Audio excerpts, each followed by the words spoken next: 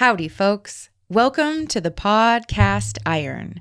My name is Laura Mullen Vermilia, and on this podcast, I interview members of the cast iron art community in order to inspire, educate, and spread ideas about iron casting and cast iron art. Our guest on today's episode is metal sculptor and educator Erin Cunningham. For as long as I've been casting iron in the community, Erin has been a meaningful role model for me, so being able to chat with her one-on-one really was a dream come true. Erin, thank you for taking all of this time out of your busy life to let me interview you about your start as a metal artist. Hearing about the trials and tribulations that you have navigated was incredibly inspirational, and you've imparted to me some life advice that I actually really needed to hear right now. The podcast Iron Show is sponsored in part by supporters on Patreon. This episode is brought to you by Sloss Metal Arts, a national center for iron casting and metal art. For more information about Sloss Metal Arts program, visit their website, which is slossmetalarts.com. Now, for all of you listening or watching, this is another one of those episodes that we struggled with the internet quality during the recording, so please excuse any audio or video inconsistencies that you may notice. But otherwise, thanks so much for tuning in, and please enjoy. Erin Cunningham, thank you so much for joining us on the podcast. Thank you. And my first question is, well, who the hell are you anyways? I'm Erin Cunningham. I am an artist and educator. I'm based in Austin, Texas. I work primarily as a sculptor, and my mediums that I incorporate most often in my work is cast iron and small metals, background in metalsmithing. You and I have that in common. And I'm sure we could talk about that a lot. I teach at University of Texas at Austin. I'm the area head of the 3D Foundations program there, and I also teach beginning sculpture. I've been back in Austin for about 9 years now, and I am a founding member of ICOSA Collective, which is an artist-run collective exhibition space here in Austin. And so that's another big endeavor of my time outside of teaching and my own studio practice. I have my studio in my garage for sculpture mess and stuff, and then I've got my small studio back here. Awesome. Yeah, I am actually really excited to talk to you about iron and small metals and where they intersect. But we gotta wait. I gotta learn your journey, because I actually don't even really know. And it's funny, I'm finding this pretty much across the board, except for maybe with one or two exceptions. Everybody that I interview, I know that they're an iron caster. I know they've been in the community for a really long time, but I have no idea. I remember my first year of grad school at the University of Georgia, and you were around, and so no spoilers, but just to give you an idea of my perception, is Jimbo talked about you a lot. That's Jimbo Nicorsi for people that are that if somebody doesn't know. Yeah, he would talk to you. He would talk about you a lot. And he would always say, because we both had the small metals background, we had that in common. And you were around. You came to Pours. I was teaching at Georgia. I was a 1 year visiting assistant professor at Georgia State for a year. So I came up, actually, no, I was in Birmingham when I came up to one of the big pours y'all had. Okay. Yeah. But it may have also been an overlap with, because that would explain why you were so close. But it's very, so you were always somebody that I was aware of in the iron community. And I think it was inspiring to me to know that somebody had made that leap already from small metals to iron casting, and that person who had made that leap was also accepted and respected by Jimbo. I was like, okay, maybe there's hope for me. I don't, but I remember that pour, we totally nerded out on it too, though. Talking about small metals. It was just this bonding moment. Yeah. You too? Okay. Yeah. So we'll get to that. We'll get to that. But, so starting off in childhood, did you have any artistic tendencies? Were you introduced to any like crafts or art? How'd you get started? I was definitely showed an interest in like art and creative things when I was really young, in terms of like how most people do is probably drawing and whatnot. My parents, I think, kind of recognized it early on and were really supportive in putting me into like, summer art classes, things like that outside of school, extracurricular. One of my first classes, I think I was maybe not even in high school. I did stained glass was one of the first things I did, which is funny because I was looking at your questions and this whole thing about formative years is like, were you inclined to use tools, things like Yeah. that? And I kind of had to sit and think about it. I always think back to like, that was one of the first things, which is odd, when you're really young, it's like I'd done drawing, but I did that even before I got into like watercolor painting, and things of that nature. But always was taking classes, summer classes at the like art institute. So I was born and raised in Hawaii. I guess is one thing that some people do know or don't know. So yeah, I grew up there. I did not know that. Oh, okay. Yeah. So I was born and raised in Hawaii. And essentially, if you're going to be drawing an artistic, you're probably going to be doing like landscapes of oceans and, sea life and things. So that was definitely kind of the subject matter for myself. I made jewelry. I did beaded jewelry a lot Yeah. growing up. I was talking to my sister about this interview and I'm like, what is it that like I did sort of hands-on other than the drawing and painting classes? And she's like, well, you were always making like beaded jewelry, things like that, which later on, when I found out I could actually make it, with metal, it's just like mind blowing. So definitely some hands-on things. Didn't necessarily anticipate I was going to go to art school, and that just sort of, evolved through time. Yeah.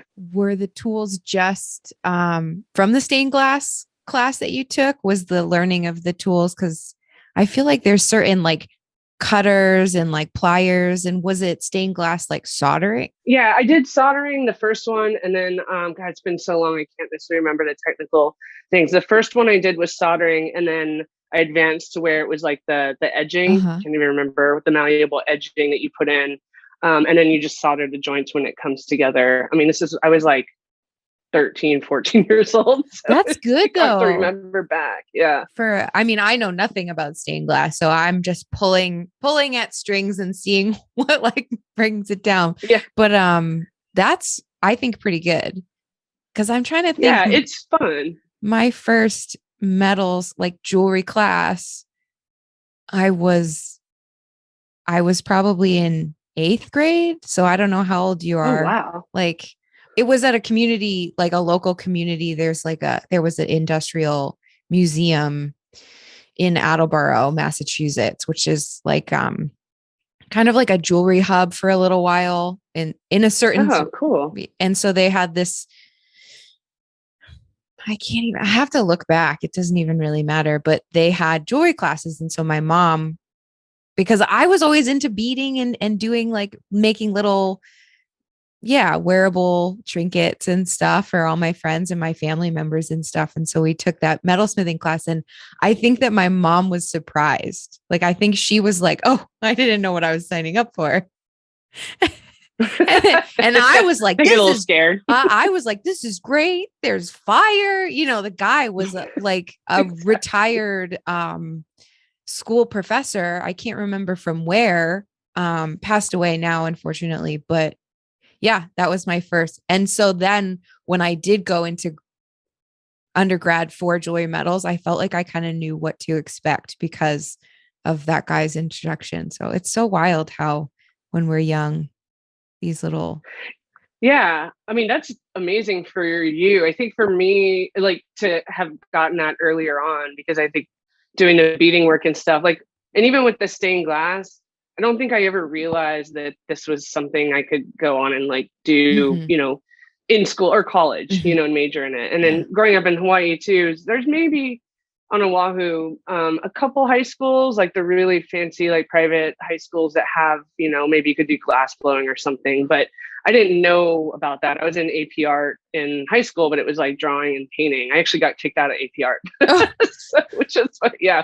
do you want to elaborate or do you want to just go on? I just, no, I was, because again, I was like kind of thinking about this stuff. I've always made the joke is that my high school art teacher, she actually got her degree from the School of Artists to Chicago, which is Uh-huh. where I went to undergrad. Uh-huh. So she's the one that kicked me out of AP art and was just like, you're not producing enough. You're just slacking off. Like, you can't be in here anymore. And I was always like, one day I'm going to go back to Mrs. Reginelli and show her I got my degree from SAIC. Be like, see, I can do it.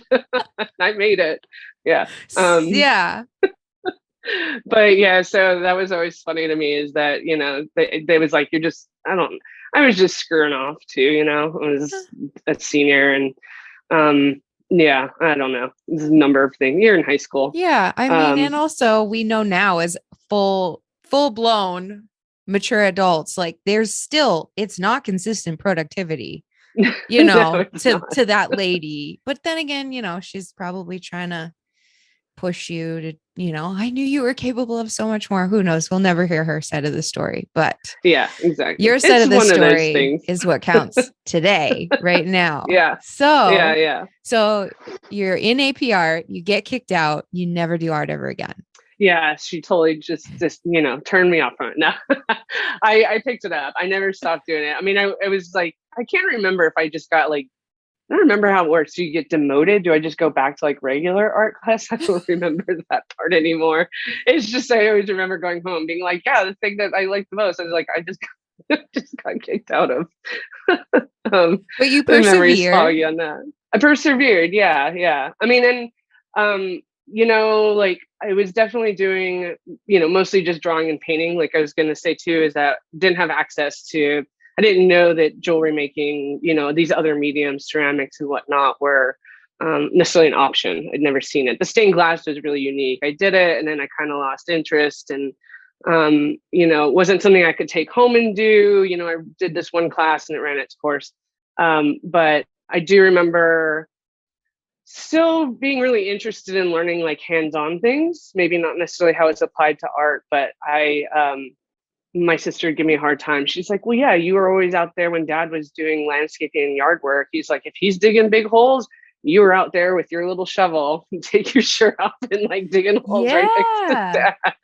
So, and he's an engineer and my mom's like more the artistic one. Like she's a painter and my dad's very much the engineer, but we would do the science fair competitions. Uh-huh. I was like that kid that probably everyone hated because I'd show up with this elaborate thing, but my dad's an engineer, so he'd always figure out a lot of it. Yeah. And so it'd be this like really impressive thing, which I mean, I built it. Like he's like, okay, I'm not going to do it all for you, but like the concept of everything, he sort of taught me about. And then he's like, we're going to build this together. And so, there's things where we were using like epoxy inlay, little wiring electronic stuff, or just like putting together a wooden box or frame. So little things. And I was like, oh, this is kind of cool. Again, not necessarily making the connection of where, that was going to go in, but I realized I really, or later on, I can kind of put that back together and say, yeah, I really kind of got excited about the physical, like hands-on aspect of some of these different things. And if I look back, it's always, you can look back and be like, oh, that makes sense now. Was it work with him like a lot around the yard, or did he have like a wood shop in the basement? Or he had like a basic shop in the garage. He's a mechanical engineer and his focus is on his company does like water treatment and hot water, like boiler systems. And so he has his big shop, which again, later on, when I go to school and I learn about metal and welding, I go home to visit and I'm like, oh, wait, he has all of this stuff. And I got really excited. And I go home on vacation for Christmas break and he's going to find me in the shop being like, what are you doing? I was like, I can do this stuff. I know what those things are that I saw as a little kid. And I come back all of a sudden after a year of classes. And I was like, I know what it all is. So but we would go use the shop and his equipment and things there. Awesome. So you really had like kind of the perfect storm of It was craftiness, brewing artistic, and under then there. hands-on learning to use machinery. Perfect. So you get out of school, you're like, okay, I'm not an APR anymore. You get out of school, and then what happens? So I graduated high school, didn't know, what I was doing, just kind of fumbling around. I went to community college there for a couple semesters. Went to the community college. My dad was like, go, or my parents were all just like, go, take some classes, take the basic general education, figure it out. And it's this beautiful place, the Windward Community College in Hawaii, and it's just like gorgeous right up against the mountains. There's like banyan trees and stuff all over campus, and it was just super laid back. Hawaii is in general, Mm-hmm. and so I would go and just take, I did like 2D design there. Took some drawing classes, painting class. I loved figure drawing. That was like one of my favorite things, and so I was there for about a year.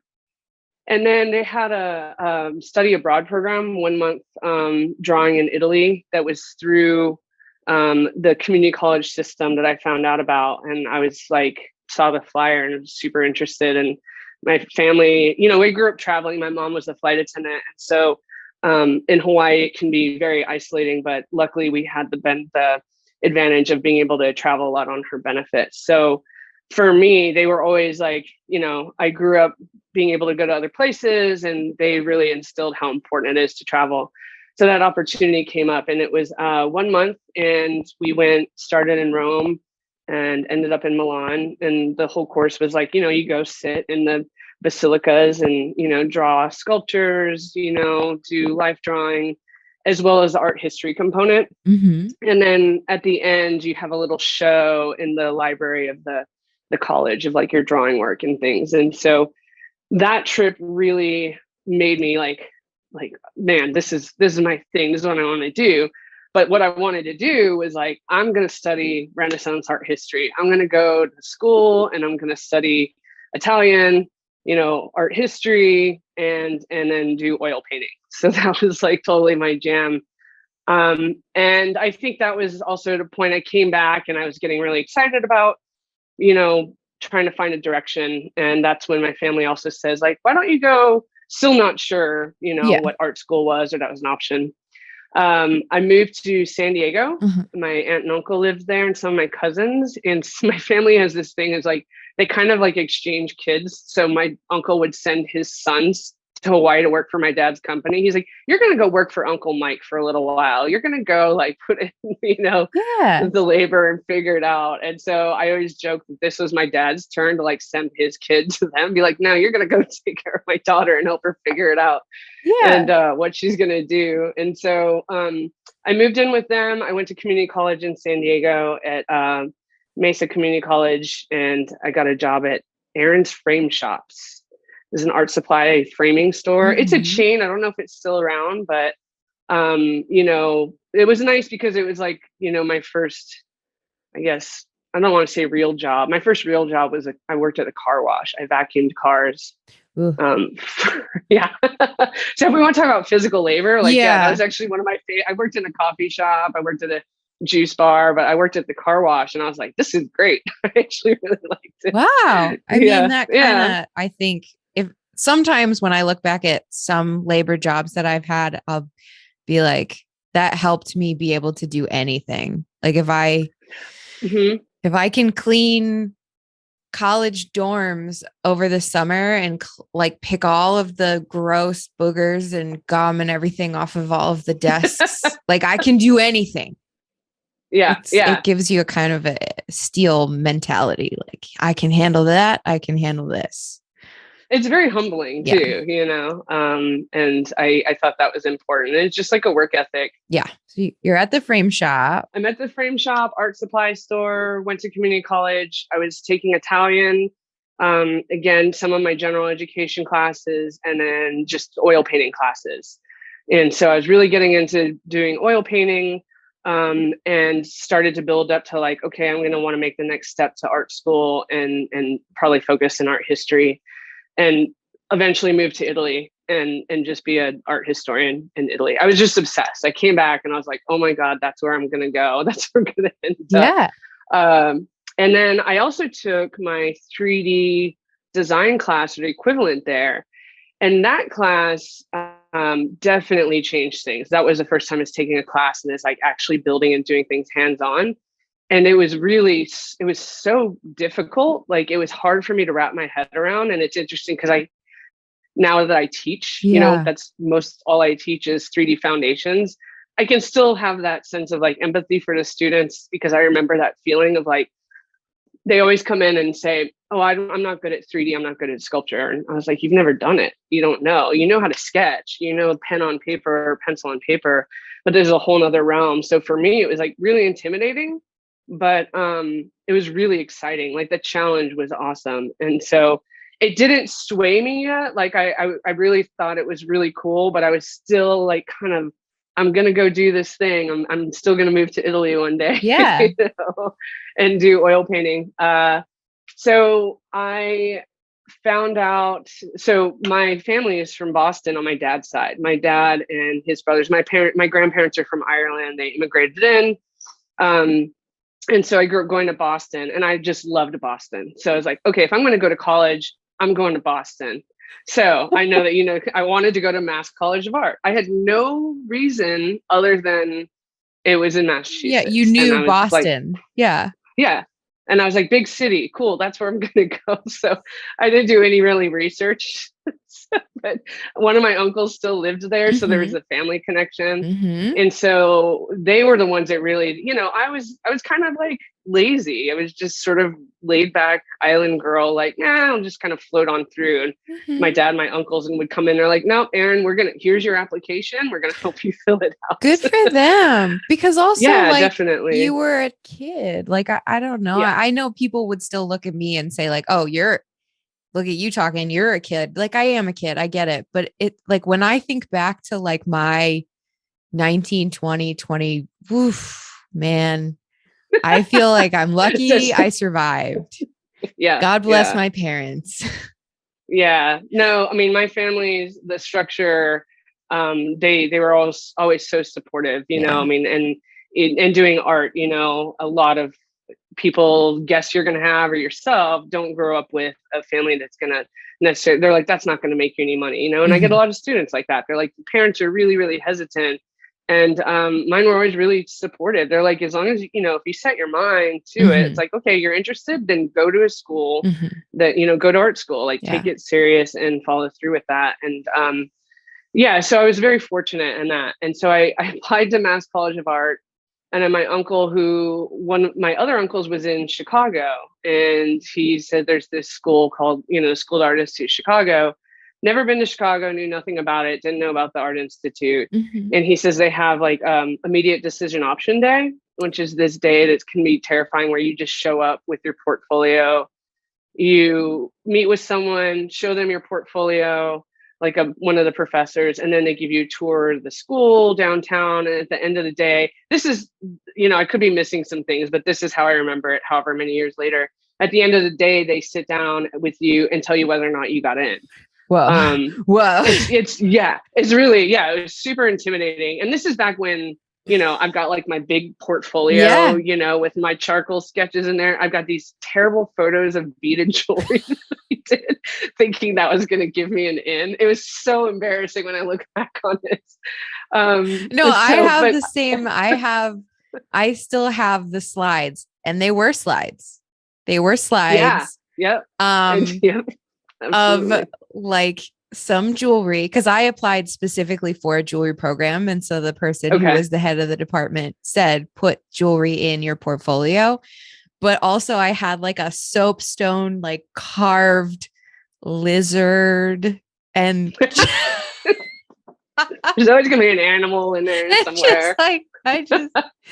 Oh man. Anyway, so I relate. Oh. Yeah. No, it was really scary. And I remember, I wish I could remember his name, but it's a funny story because I re-encountered this person years later at Oxbow. He, at the end of that day, was not the friendliest, warmest person at all. He just like flipped through my portfolio in the beginning of the day. And I had the little side pockets, where you kind of put things in there, and there was stuff in there, and he goes to reach for it. I was like, that's not part of portfolio. And he's like, pulls it out. So I was like, oh no. It's like he wasn't supposed to see that stuff. So at the end of the day, we sit down, he's just, oh no, it was before the decision when he's bringing the stuff out of the side pocket and looking at it. I was like, that's not part of portfolio. He's like, it's okay. He said, what did he say? It just makes me feel better about my stuff and looking at it.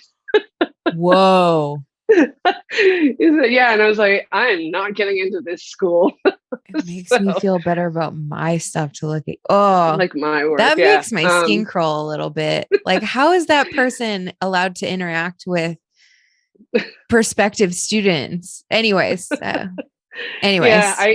I gave him a hard time about it about 15 years later when I encountered him. And I was just like, I told him, he says, that sounds about right. That sounds like me. Ugh. But yeah, so at the end of the day, I was sitting there thinking, I'm not going to get in. He kind of like pushes the portfolio. He's like, okay, you're in. Huh. And he just like pushes over. I'm like, what? What's going on? What an emotional roller coaster. Yeah. They put you through the ringer. I mean, SAIC can be like that for sure.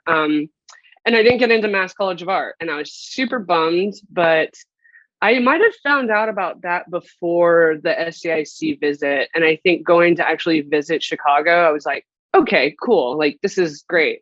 I also didn't know the reputation of the school. Like, I didn't realize, I was very naive. I was like, this is a good school. And I was going in as a transfer. Yeah. Okay. So I would be transferring in because I'd already done 3 years of community college. So when I went there, I was 20 years old. Yeah.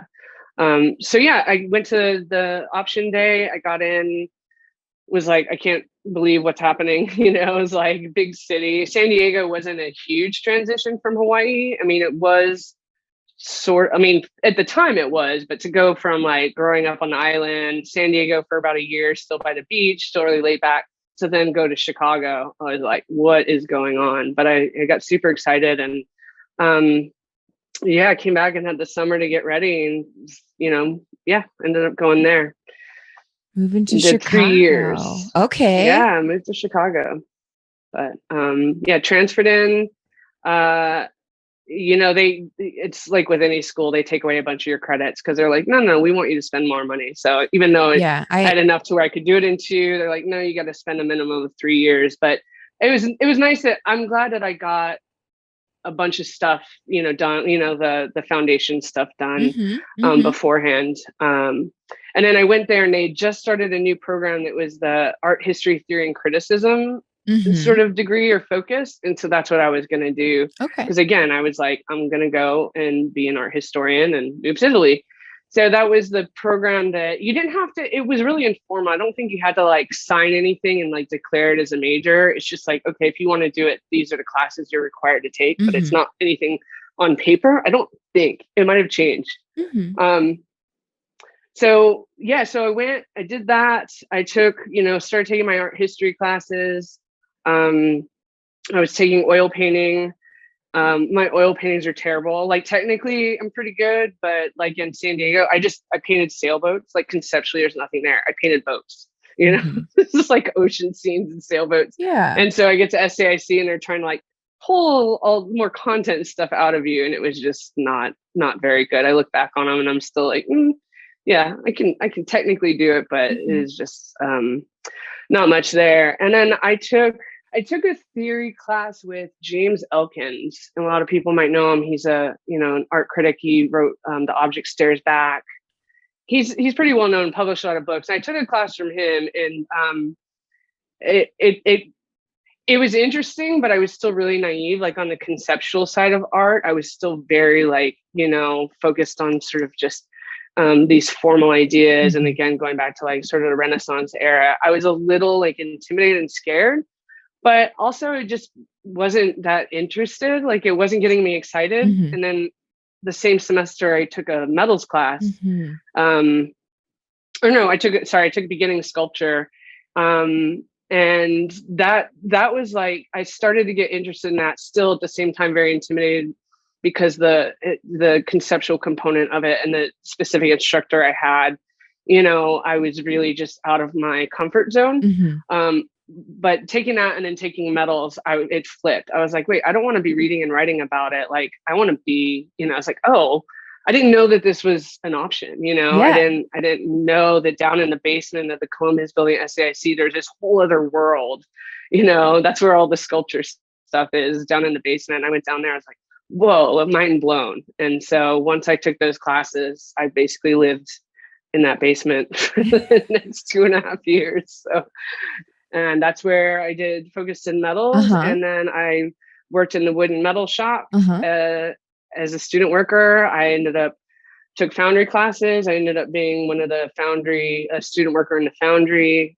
So I just kind of went all in and immersed myself in that. So yeah. Once the door was opened, you were all in. Yeah, I was all in. Yep, definitely. I was sold. I mean, I think growing up, making like beaded jewelry, my mom would sell wholesale jewelry because being a flight attendant, she would travel, and go to Beijing and other places, and she could buy things wholesale, and then she would do like trunk shows. Yeah. And so I loved jewelry. So I was always really fascinated by stones. I've always collected minerals and crystals and things and doing beaded jewelry. So when I took this metals class, and it was like, I was like, oh my gosh, these things that I'm obsessed with forever. Like it never occurred to me. It's like, oh, there's a class I can learn to, work with sterling silver. Yeah. And it just was, I was completely like stoked on it.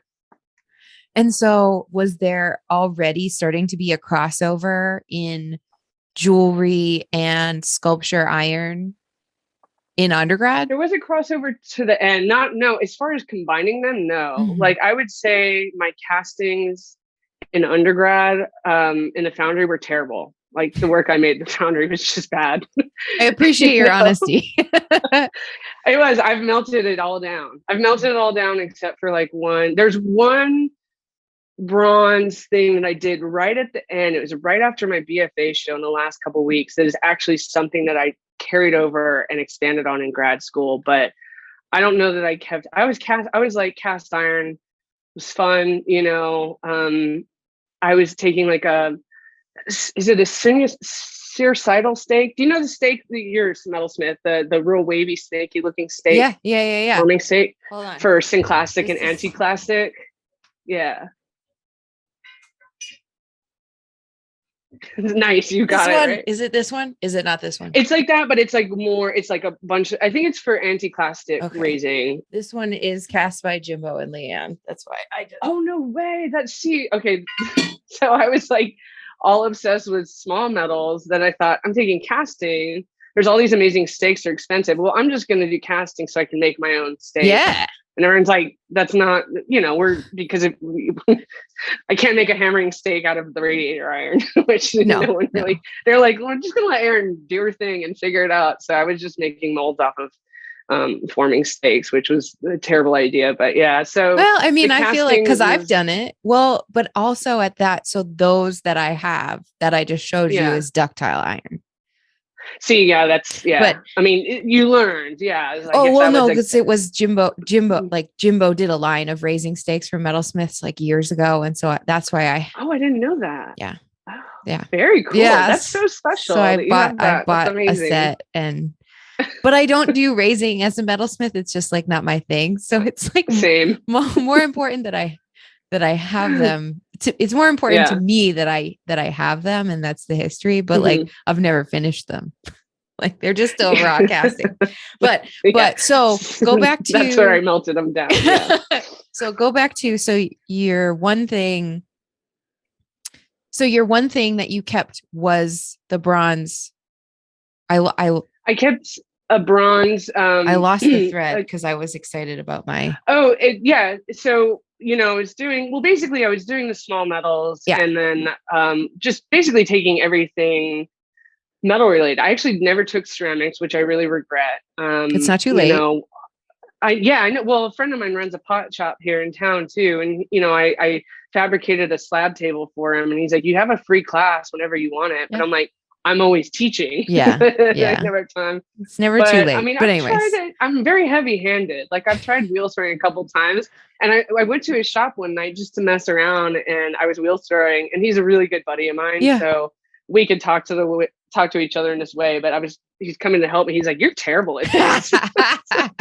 I'm just like grabbing in the clay, just trying to like it's not doing what I want. So I definitely, there's a finesse to it that I need to work on. You could develop it. It just, Yeah, what you want to invest your time in, but it's never too late. That's what I like to remind people, because I get a lot of confessions like this as like, I never did that. And I regret it. And it's like, it's not too late. It's always still a possibility. So anyways, definitely.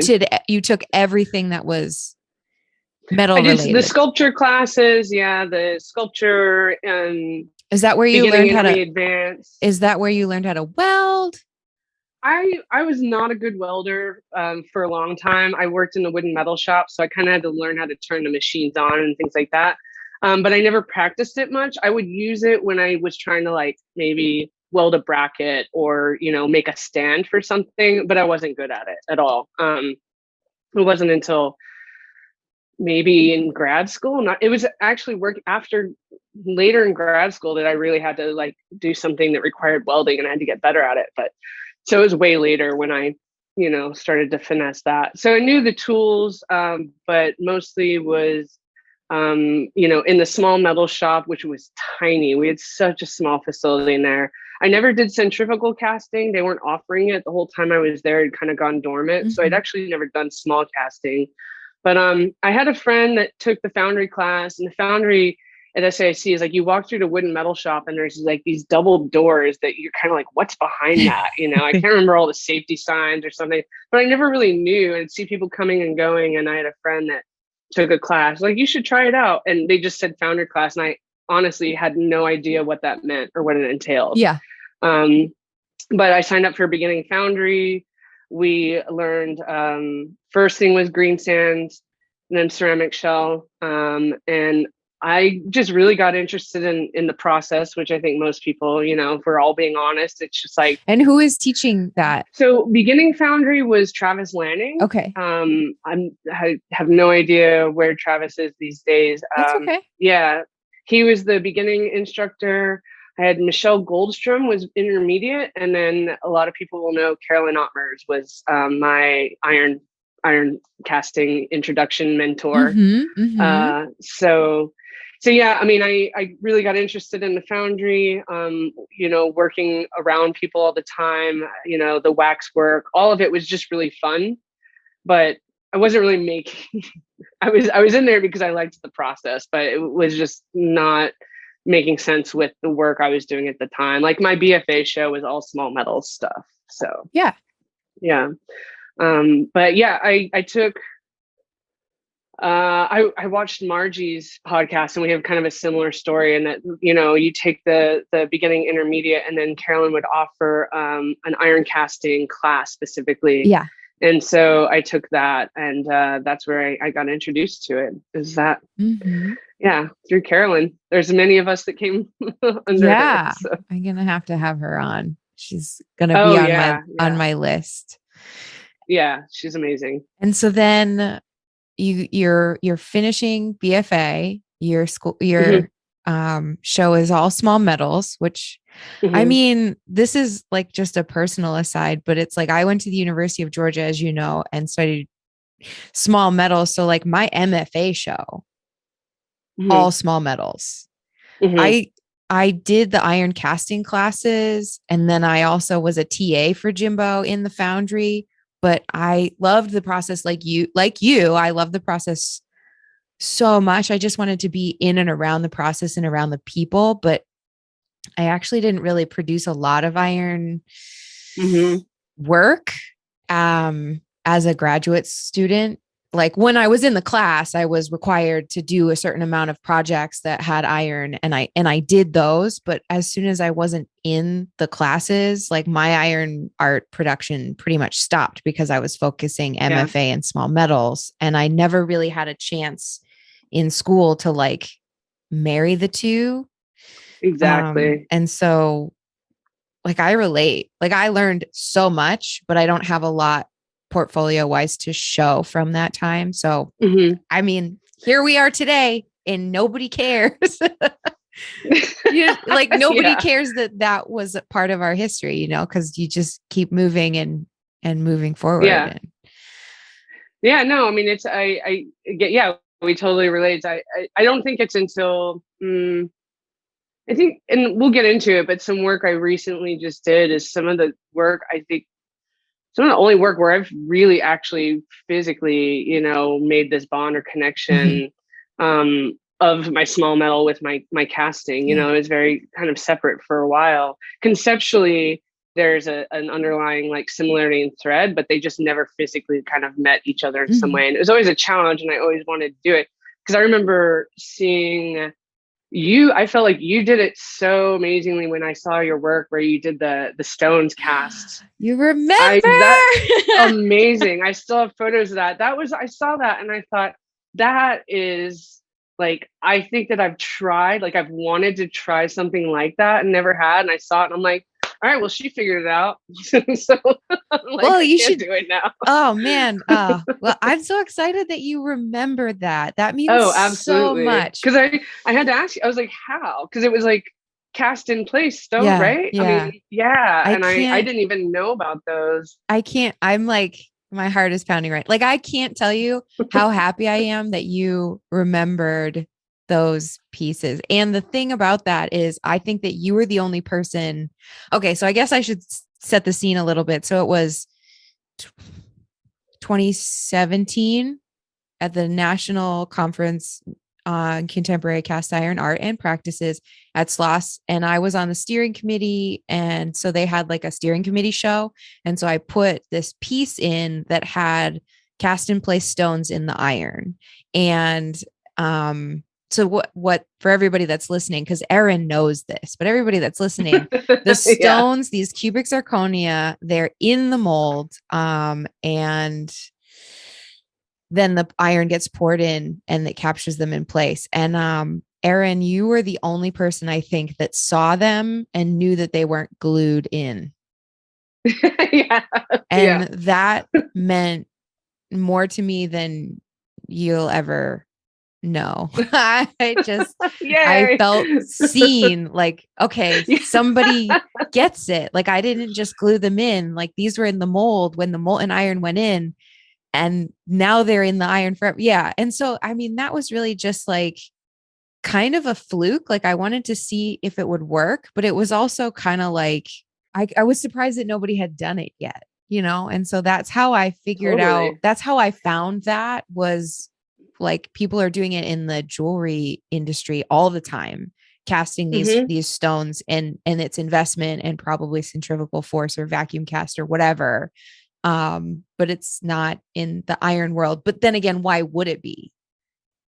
Industrially, why Yeah. would it be? Oh, Unless yeah. No, definitely. unless you're an artist, and that was me. And so it was in It was anyways, amazing. so Yeah. thank you. I mean, that's, yeah, again, and at what point, I don't know, we can like go all over this place right now, but that melding of, I mean, for me, I guess, yeah, coming out of undergrad, it was something I really enjoyed doing, Mhm. but it didn't make sense with the work. I was like, this is super cool, but I'm going to go to grad school at some point, and I'm going to go for medals. Mhm. Um, So was it the foundry class where you were having to go with Carolyn like out of Chicago? Because I remember from Margie's interview, mhm. it was what you poured once a semester. Mostly, yeah, it was the Lake Bluff iron pours once a semester and it builds up. I was fortunate the semester I took it, we got three. The Oh, first pour was at Grand Valley State University with Norwood Viviano. I don't know if you know Norwood. no. He's amazing. He does cast iron, but he does glass casting mostly now. I could go on and on, but if anyone's interested, look him up. He's just a really great person. Yeah. But they were doing a pour, so we went up there for the pour. I think I think they were running their furnace, and so we went up with our molds and everything, Mhm. and we are gonna. I can't remember if we planned on staying the night. Yeah, I'm sure because driving up from Chicago, but that was my first iron pour, and that was interesting because it was a crazy snowstorm. So Grand Valley State is in Grand Rapids. It was, I have a photo. I wish I could find it, a printed out photo of Eric Mirabito, who's a friend of mine from undergrad. He doesn't really do casting anymore, but it's him working on the furnace. And you just see a pile of snow and steam and stuff. And it was just started snowing, like dumping snow, and I'm like, sparks everywhere, fire. And then it didn't work because the metal that we were melting had been donated from like the engineering department or something. Huh. And it was this weird mixture of things, and it was really small pieces. And I didn't know much about a furnace at the time, but I remember it wasn't working, and it came down to the size of the metal, but also the alloys. Like, it wasn't all cast iron. It was like some steel mixed in there. It was just a jumbled stuff. So it didn't work. So I think it was Dan Matheson, who was the foundry tech. I think him and someone else had to like go that night and drive and get like the right iron, like get radiator iron or something. Yeah. And we did the pour again the next day. And so we were all like crashing at students' houses or something. So it was kind of a mess. It was like snowstorm, snowed in, not the right iron. So that was a fun first iron pour experience. Did you have a mold there waiting to be poured? I'm pretty sure I did. Yeah. We had to. Yeah, we had to take a mold. I have no idea what it was. It was probably a forming steak or something. Like there's no shame in that. There's no shame in it. No. Hey, you learn, right? It's like, okay, maybe when you learn parted molds, make it something sacrificial because you're probably going to screw it up. Yeah. But yeah, it's the truth. Words of wisdom there. Yeah. I still do, but and then the international conference was happening that semester, and it was the last conference at the Atelier, Johnson Atelier. I believe it was the last one they had there in New Jersey. And so we road tripped there and we did that. And that's where, then I met, all the old school people, the staples in the community, Butch Jack. That's where I met the Texas crew, which I ended up, who are a huge part of my casting life. Yeah, now you run with them. They're my family. Yeah, I remember Peachy Keen meeting Donnie Keen and Butch Jack, Kurt, Ken, all of them, and that was a crazy experience. That was really fun. And it was just a big party too. I remember we were staying at the Red Roof Inn, and it just gets rowdy, and we got busted. Like, there was a prom happening and the prom kids were staying at the hotel. We got busted, not them. They were just like, you guys need to go to bed. And so for me, I was like, this is awesome. This is so fun. So did that conference. And then the third one was the Lake Bluff Iron Pour. And so I did 3 pours in that class. Loved it. Loved the community, obviously met some of those people. That conference was a great connection because even though I didn't know them well, it came full circle back around when I got to Texas. I'd made that encounter and that initial introduction. Never knew it was going to lead to what it did, which is fantastic. You never do, though. Yeah, we never. That's with all of us. Yeah. When you would go to those iron pours, where were you usually on the pour? Were you on the tower? Were you ladle crew? Were you ladle? Yeah. Yeah. I was on the ladle or skim. We had we didn't bring.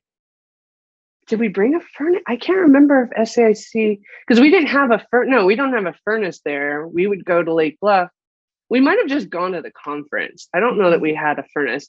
Oh no, I was on the ladle crew because I got yelled at by Julius Schmidt. That's right. Oh gosh, I forgot about that. Yeah, I got yelled at because we poured a mold short, and he was like right there in our face, just yelling at us. And I was like, I'm not on mold. I'm just going where you're telling me to go. Like, just pour that mold I'm pouring. And we had the cumbersome 4-person like pouring shanks and stuff. But I do remember that is that Julius Schmidt. Yeah, my first thing. I had no idea who it was at the time. So, but later found out. I'm like, oh, awesome! It just got totally awesome. That now, yeah. So I think I'd be also disheartened by that too, because when you're pouring too, and if there was 4 of you on the ladle, like none of the 4 of you, I feel like I've never been on a 4-man ladle, so I'm definitely going to speak out of turn right now. But I feel like, is it like a Ouija board? Do you know what I'm talking about? Where it's like, you don't know. It's crazy. Remy was talking about this, and I didn't know any different for a long time. And it's, again, I'm thinking about his because, when we finally got fiber ladles and stuff, that was Yeah. amazing. But at the time, there were just really heavy ones, and, we were young. Yep. And, I think at the time they thought for safety, you needed two on each end, but just trying to not stumble on your partner's foot and trip on your chaps and spats and all of that. So it could be cumbersome. I mean, I'm lucky that like never any big accidents, but things evolved, the equipment got better. We learned different ways to do it. But yeah, I mostly just poured. I didn't work on a furnace really for a really long time. So I did those pours, made a lot of connections, really enjoyed it, had a lot of fun. And then I finished undergrad.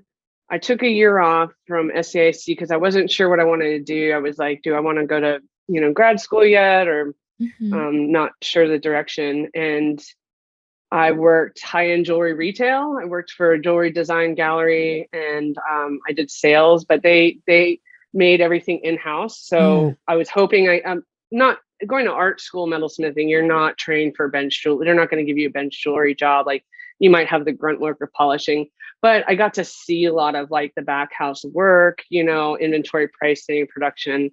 But for the most part, I just had to like dress nice and sell, $40,000 strands of pearls and, really high end stuff. But I learned a lot.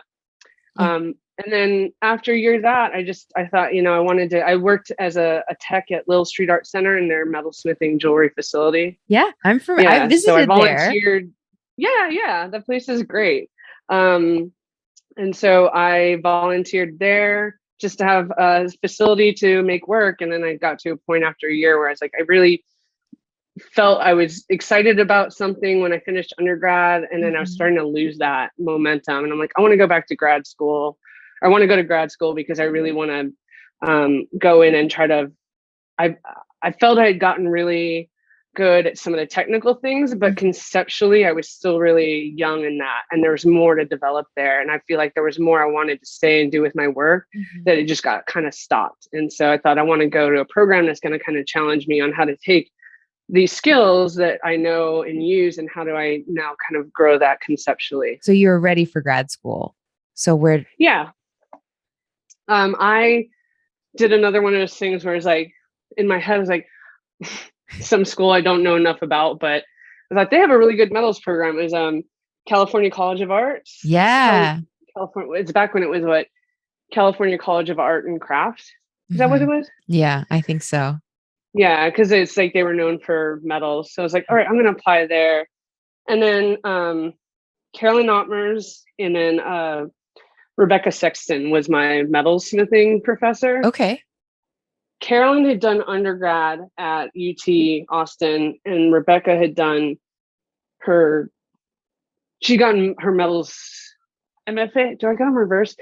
No, Carolyn did undergrad and Rebecca did grad in metals. And so they knew UT Austin, and they were like, both told me about it. They're like, you should really apply there because, you're kind of crossing over into wanting to do some of this casting stuff, and that you do the small metals. And they said it's a good program for kind of cross-disciplinary, but I think they also knew that my metalsmithing portfolio was not strong enough for a program like California College of Arts or RISD or something, because it was sort of all over the place. So I still applied to CCAC, didn't get in, was really bummed. But then I applied to UT again as another one that's kind of a wild card. Yeah. Because they did have a metals program. And for me, Texas was like, people might say that for me growing up in Hawaii, they're like, what's Hawaii? That's like a mythological place. For me growing up in Hawaii, it's like, what's Texas? Like, it's just this thing from cowboy movies.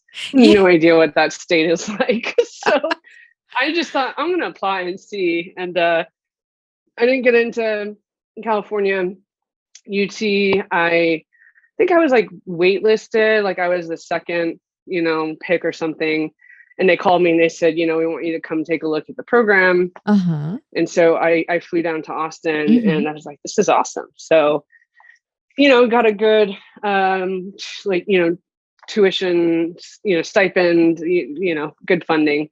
Yeah. And good. Came and visited for 2 days, and I really enjoyed it. And so met with the metals professor, and she was also one of those ones where she wasn't like, your work's great. She's like, well, you're kind of all over the place, but I know Rebecca and Carolyn spoke highly of you and this and that. So I ended up going to UT.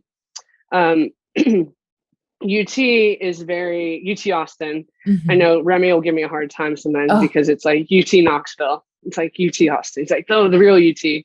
I think because they also have orange. There's like orange and then burnt orange, It's really funny with those two colleges. Yeah. These nuances, because he's listening. So we should say, hi, Remy. Hi, Remy. I think I've mentioned Remy's name like 3 times now. I love Remy.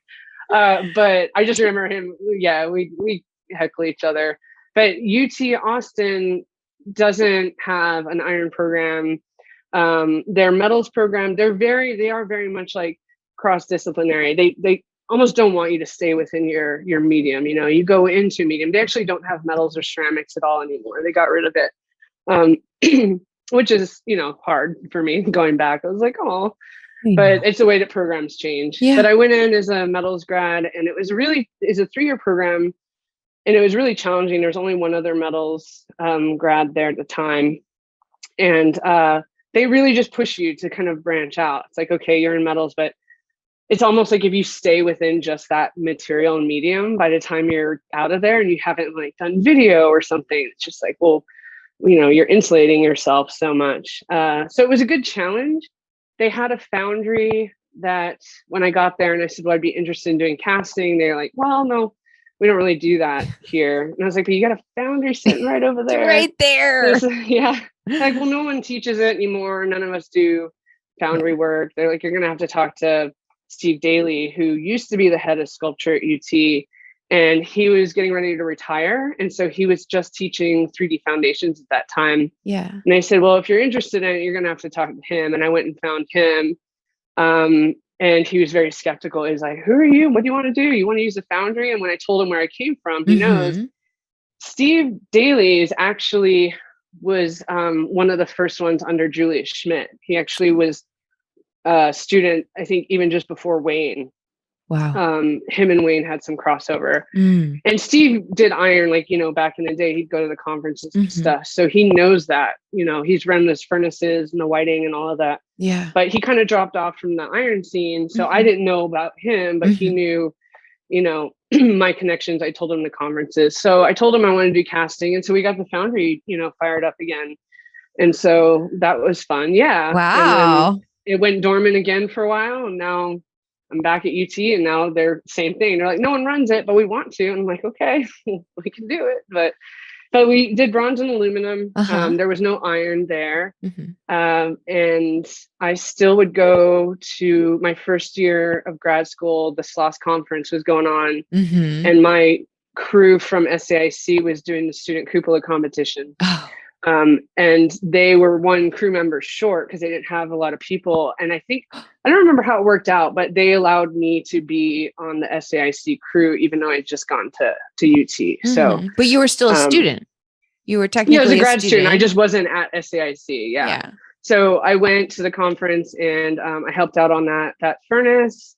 Reconnected with some of the people, from that first conference. And then now I was in Texas. So now when I'm meeting Butch and Kurt and everyone, I was like, so that started to kind of make that bond and that connection. And then poured some castings there, got on the road, drove back to Austin, had my thesis reviews. 2 days after I got back, I was like burnt. So I'd burned my hand, I'd burned my face. I was like, got my castings up. And I remember going and sitting down, and Steve was like, you've been in an iron pour, huh? No one else understood. I was like, yeah, I was like bandaged up. He's like, are they still warm? The castings? Close. Yeah, so I did them, but I really got challenged a lot. Those castings I did in iron were ones that I really started to feel interested in how that material could make sense with the work. I was doing some in bronze, and then I did some in iron. Like, I really got challenged for cast metal the whole time. Like I had Steve Daly, who is a casting, master, he taught me Linacure. He taught me, he's an amazing sand mold maker. Mm-hmm. And so I learned a lot from him. And then I had my metals professor who was very much embedded in, you know, the metalsmithing history and community. And on my committee, I had Mel Ziegler, who was the head of sculpture, and he's very much more like conceptual, like kind of relational aesthetics type of work. And me working in casting, I had Steve challenging me because Steve was one of those ones that he kind of got frustrated maybe sometimes with the cast iron, all of these big conferences and pours, because it was so much about like your furnace, you know, and the technical, and not talking about the art. And so that really, really was always in my head through grad school, because he's like, yeah, you're going to go do all this and get burnt and drive across the country or whatever. He's like, but why? Like, why are you doing that? And I had Mel Ziegler on the other ear. They were polar opposites from each other, but they were both just saying the same thing. They're like, you need to be able to come back to me and tell me, you know, and explain to me, but also let me be able to see it and pull from the work why that material and all that work makes sense for what you're making. And so, so that was a huge challenge. And that's something I still really keep in mind to this day when I'm making the work and why I'm using it. But it was my third year, when I went into the beginning of my third year, there was something I was starting to do with these 5x7 block body castings. It's elemental topography, and it's a 5-inch by 7-inch grid of like my form from the neck down, and everything kind of compartmentalized into this graphing system. And then I wanted to cast those in iron. So that was my thesis piece. And I remember it was really nice, Mel Ziegler at the end being like, okay, it makes sense now. Like, this makes sense.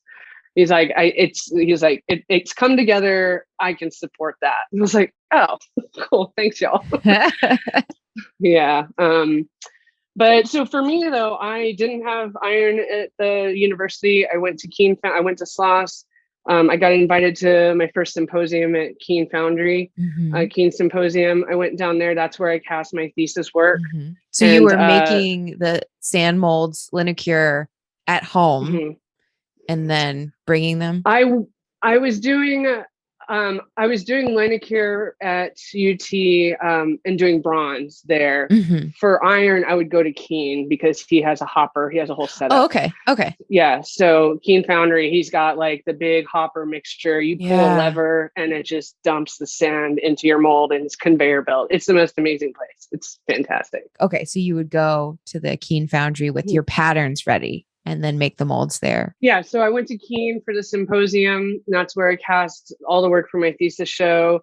That symposium is where the SLOS crew was there. Joe McCreary, Julie Ward. Can I ask you what year this? This would have been 2007. Okay. Because that was my third year, and that was my thesis year. Yeah. Yeah, 2007. And I met Biz and Matt for the first time. Yeah. I'd seen them at the conference, but this was a smaller symposium. So, and I was super intimidated. I was so green. I remember Joe giving me a hard time. Joe gave me a hard time. I was building a flask for each like piece, you know, of the waxes. Yeah. And I was like sitting there and bought all this plywood, and I found my corner and I got my saws and I'm building a flask. And he was really nice that he came up. He's like, why are you doing that? I had no idea that there was these bigger metal, that I could do multiple, you know, pieces in a flask, because I'd never actually done any gating. I'd always just done one piece and gated to like one form. Okay. And I hadn't even thought about like, oh, I can put 4 of these in one flask, you know, and have a runner and all that. So I was like, I just went and bought all this plywood to make like 15 flasks or something like that. But yeah, that was an amazing experience. Learned a ton there. And so then I did my thesis work. And then from there, I went around and I did different teaching gigs at University of Alabama, Birmingham. I worked as a visiting artist in residence at SLOS for a couple months and lived in Birmingham. I taught at Georgia State University for a year with George, and then University of Montevallo. And then back here in Texas. So for me, I don't have iron access to iron. I don't have a furnace at the university. I'm just like, is it the gypsy like cast ironers? Like, is that what yeah. That's how I feel. It's like, I just pack up. I was like, Robbie Barber and Baylor's pouring. All right, I'm going to make a mold and haul it all up there and just go where I need to go when I need to cast. So, I mean, I think many people are so fortunate that they are the hot spot and they have it. Mm-hmm. Yeah. But there's many more of us, I think, that are traveling around trying to like get in on the pours, but we need each other. Those hot spots. Oh, absolutely. I mean, not all of them. Some of them, like, I mean, like Sloss or like the Metal Museum, if they can run a pour with the people local, but you know, some like I was just interviewing Danny Rohr talking about a pour that they had, and you know, there's not a lot of people in that area, and so they really need us to come in to help with running the ladles and the charge tower, and just like however long the pour is going to, you know, it's a symbiotic relationship. We all need each other. And that's one of the things that I think is beautiful. And also like the web, like the spider web or the family tree or however, whatever analogy you want. It's like, even if you go to the same pours at the same places every single time, there's still going to be a rotation of people that go to that one. And so you'll meet new people. And it's just, it's one of the things that's exciting. Like, who am I going to, what new person am I going to meet this pour? Yeah, absolutely. And what old friends am I going to like fall in love with again? Yeah. It's such an amazing reunion. I mean, and I, you know, that is definitely one of the things that for most of us, what keeps us in the community or gets us so excited to continue to do this. Maybe even if your work isn't really requiring or needing cast iron at the time, there's still something really nice to go and bond. Like I remember because of the pandemic, when I think last October, Robbie had a pour. It was so great. It's like, I didn't have anything specific in mind, but I was like, I'm going to come up with a mold because I want to go up and I want to see everyone. I saw like Jack Cron and everyone. And because it was like the pandemic wasn't over, but we were in one of those lulls, you know? Yeah. It was just so nice to be around everybody, and then just the support and the connections that you make. So yeah, my Texas crew, you know, definitely has been great. You know, I can go and pour with them. I mean, for me, for a long time, I really helped organize some of the symposiums at Donnie's, and I got really reliant on Donnie's Foundry and Keen Foundry. I'd go down there for a while for a project, like almost driving to Houston every other weekend. You know, he gave me a key at some point, you know, just, he's like, all right, go in. And that was intimidating. He's like, but I can't be left alone to do this. I need help. I don't trust myself to run this, because it's like, you're scared to screw up anything in Donnie's Foundry. But so Keen was a great resource for me. Yeah. And how I was able to cast for a long time. And he retired and it's closed down. So now I'm, you know, it's just, you know, not being so dependent on it, but, you know, if I have ideas for things that I want to do, is like, I can start those patterns and I just say, okay, you know, I'm not going to try to make something an iron for a show because it's not reliable, you know, to get it done, but I'll make patterns to where when that opportunity comes around, then I have something I'm excited about. Yeah. And I'm in that kind of, no, I shouldn't say that, because I'm trying to get into that frame of mind as well. I'm trying to have patterns ready instead of like, oh no, the pour's in 2 weeks. And I'm trying to grow up a little bit, but I mean, there's nothing wrong with the like, I still do that though. The scramble. Okay. There's nothing wrong with the scramble except for like, I want to not do it. I want to not scramble. So maybe I can kind of, I'm hoping I can like kind of, I don't know, bridge the gap. But yeah. So that pretty much kind of like is how you got to where you are now.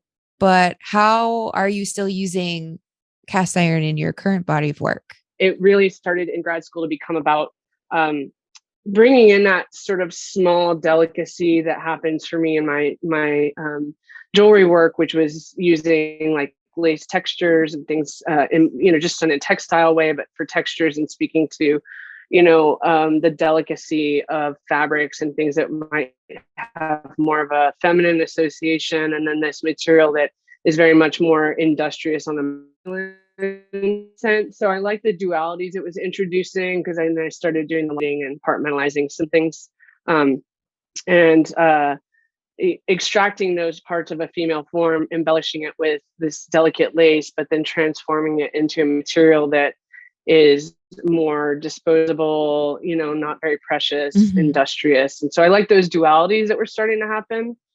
And I think that that's been a consistent thing. And so that's something that I still kind of use and revisit in the work. Is I like to use it in the sense that I'm changing it, I'm recontextualizing our idea of what it is and what it can be, right? And it's radiators that we're breaking up, it's sewage pipe, but then it's kind of becoming something that almost appears like not weightless, but it's lighter and it's softer. And so that's something that, even if conceptually the viewer can't get all the way into the depths of the elemental topography piece and the process and concept behind it, what I do find when a viewer comes to the work with maybe not having all that information, they're still getting those immediate dualities. And for me, that's important. I was like, they're like, wow, it's cast iron, but it's like this really undulating, like, delicate surface, but voluptuous form in some way. So the fact that those connections are being made, to me, is like, once they see that material, that I already feel good about, like, okay, that it's working for what I want it to do. And so that's where I'll continue to use it as it's appropriate. I've done aluminum, and I'm like, aluminum's actually really, I used to hate it, but it actually was nice for when you're wanting to make something lighter weight. Yeah. But it doesn't have as much of a voice. And I think when I did teach casting classes, I always wanted to make sure students thought about the differences. Like at Georgia State, when I taught a casting class, I had them like learn how to come up with the recipe and demo how to cast materials in general, whether it's candy or plaster or concrete or some sort of food product, but to think about what the voice is of each material using the cast. Because bronze is one thing, and that says something. I started in bronze, but bronze has this hierarchy, right? Yeah. Historically, and it's got a preciousness. We use it for monuments and statues. Aluminum is very much more of a machining type, industry application. And iron, I guess our associations with it is this thing that exists in our radiators or the sewer pipes underground, right? It's this thing that is an industrious material that is it's recyclable, which I do like that. I love the idea that we're breaking down sewage pipes and radiators and then putting that back into something like art. But it's also just like the lowbrow, highbrow, you might call it. Yeah. In terms of this hierarchy of metals, and the way I think about it. Maybe that also comes from being a metalsmith of like gold, silver, copper. For me, bronze, I think historically what it does, and then iron. And it's come up in a couple of your conversations on the podcast of how it is still kind of new in terms of art and casting. And I think that it's important to kind of, it's fun, but think about why this piece should exist in iron and be more powerful or impactful than if it were in bronze or aluminum. I just think it's important to kind of consider. And people can go back and forth on that, but I guess that's just for me. Is if I'm going to go and I'm going to show up at a 4 and maybe throw a mold together a couple days before because I want to go. I'm definitely do that still. But if I'm really putting the time into making this big piece that might be outdoors or something, or not, or just in a gallery, like why that material is still important to me. Like I always want to make sure that is part of it, and it's meaningful. It adds that layer of concepts that it wouldn't be the same piece in any other material. Yeah. It's like, why is it important that it's iron? And then the piece tells you why, and the material tells you why. Yeah. Yeah. So I've been watching your Instagram, and you've just been in some shows with iron work. Yes. Yeah. So can you tell me a little bit about either the specific shows or the body of work or the bodies of work? Yeah.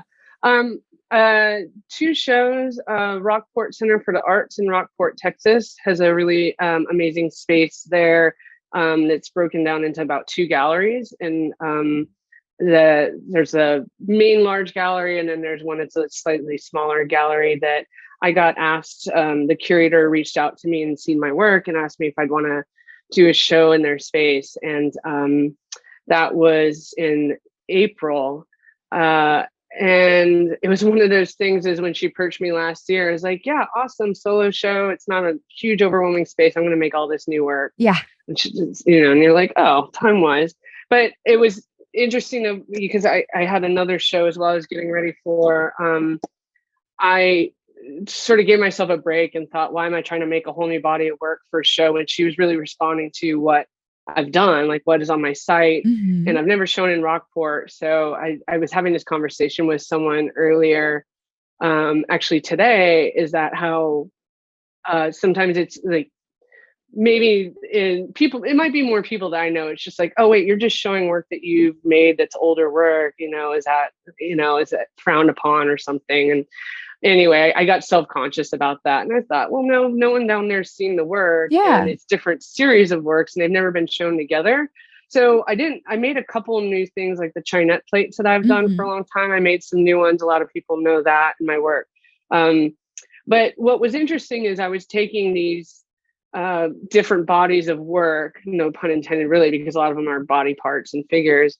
But putting those together and the pieces with the ornate frames and body parts, and then the Chinette plates, to me were different bodies of work in series over time that I kind of felt were a little separated, but I put them in the space and showed it as one show. And it was kind of felt like this sort of retrospective type thing, Yeah. and this lineage of work. And what I really appreciated about it was, it gives you a chance to sort of step back if you've never had that opportunity, which I haven't had the opportunity to kind of put all the work together in one show and really sort of see that common thread that maybe to everyone else is apparent, but to me, the way that you produce the time, you're in a certain headspace and focus on one idea, that they seem more disparate than they actually are.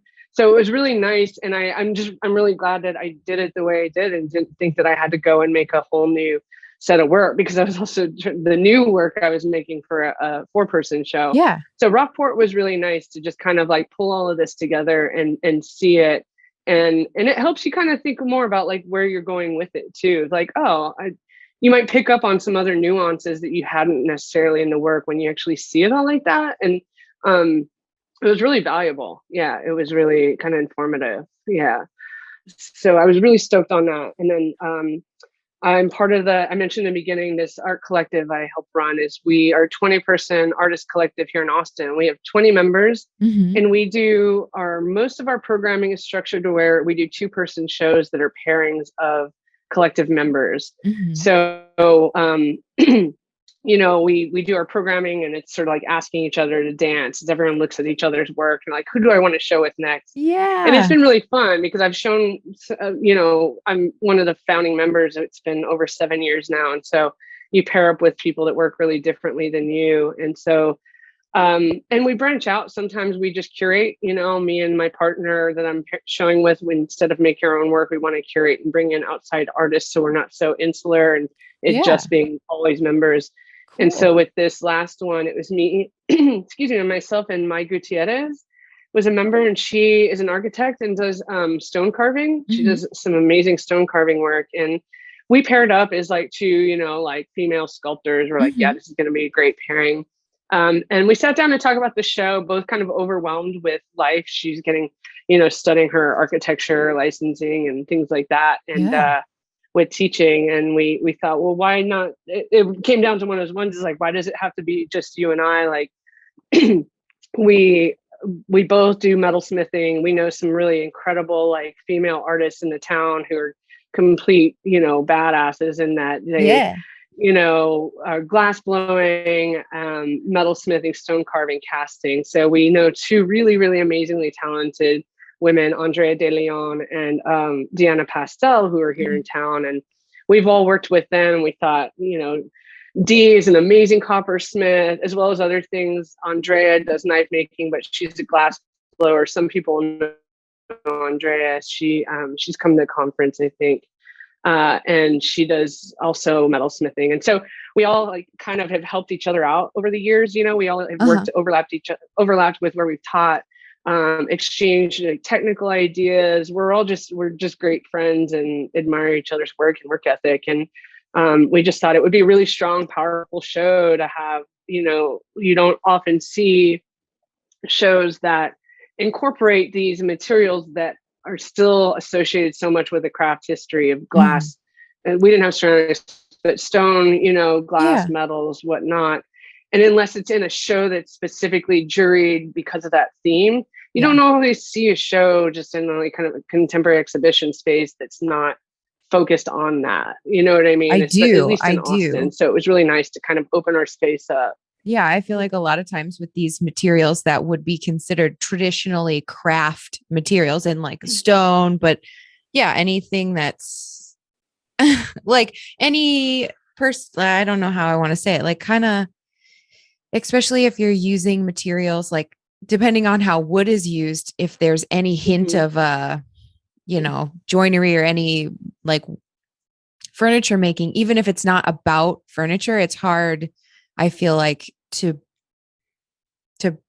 to make the jump into no, but this Mhm. is sculpture. This is a body of sculptural work. I just happen to be finely crafting wood to to make this body of work. But yeah, sometimes if not in the right arena, it can't be seen in the right light. Mhm. Yeah, and it's and the especially if there's craft in the functionality, right? So it's like Yeah. still trying to separate that material from that historically functional thing, and it's the same discussion we can have and go back and forth on the craft art sort of idea. And I'm not going to get into that, but I it know. really I is. was like, frankly, I'm Yeah, exhausted. we can have another episode on that. We But could. you Yeah. understand is that like showing metalsmithing work, a lot of times your opportunities can be limited to theme shows. Yeah. Um, and so this was a nice opportunity for us to say we're going to curate a show that is sculpture work Hmm. that incorporates all those things, but it takes away like the association of like, yeah, historically maybe it has a function, Yeah. application and what we know, but we're bringing them together into this white walled space and giving it a place and a stage that normally no one else would do this. Yeah. There's not a gallery in town I could go to that's necessarily going to put on a show like that. But Hmm. that's the wonderful thing about being part of this collective is it gives us the freedom and opportunity to organize it and do it ourselves. And so it was really fun. And this is the first show. I think I said as I only made 4 pieces for it.